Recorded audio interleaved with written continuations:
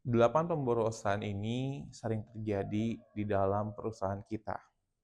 Apakah excellent people memahami dan sudah sadar dengan delapan pemborosan ini? Faktanya, delapan pemborosan ini menjadi jebakan produktivitas di dalam sebuah perusahaan. Yang pertama adalah berbicara mengenai defect. Defect ini adalah kegagalan proses ataupun produk kita tidak sesuai standar. Ketika terjadi defect, maka kita punya produktivitas akan terus-menerus tergerus.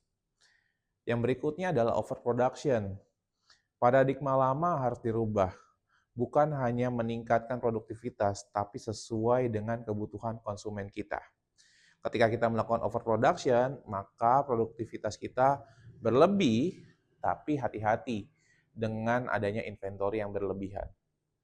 Yang berikutnya adalah waiting. Waiting adalah ketika di proses kita masih ada proses yang menunggu. Menunggu proses sebelumnya, menunggu bahan baku, ataupun menunggu proses yang lainnya. Dengan menunggu tersebut, ini juga akan menjadi musuh produktivitas kita. Yang berikutnya adalah non-utilized talent, pemborosan yang diakibatkan dari sisi people. Peranan human capital sangat dibutuhkan untuk bisa menghilangkan pemborosan non-utilized talent. Yang berikutnya adalah transportation, bagaimana transportation atau alih perpindahan-perpindahan proses ini sangat bergantung terhadap layout yang sudah kita tentukan, bisnis proses yang kita sudah rencanakan.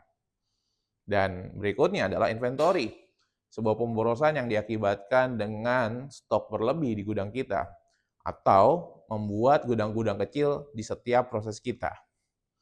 Dan yang berikutnya adalah motion, gerak.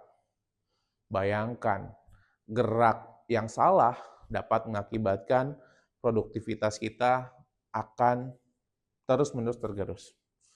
Dan yang terakhir adalah extra proses. Mas Adi, apa sih bedanya extra proses dengan overproduction?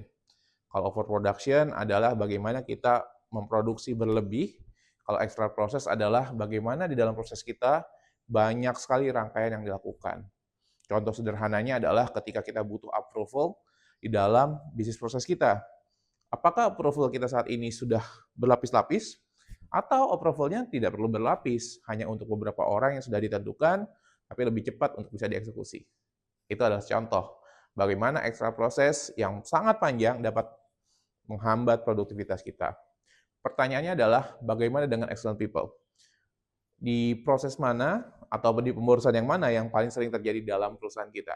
Yuk sharing di kolom komentar dan mari kita berdiskusi setiap tahapan untuk bisa menghilangkan pemborosan-pemborosan tersebut.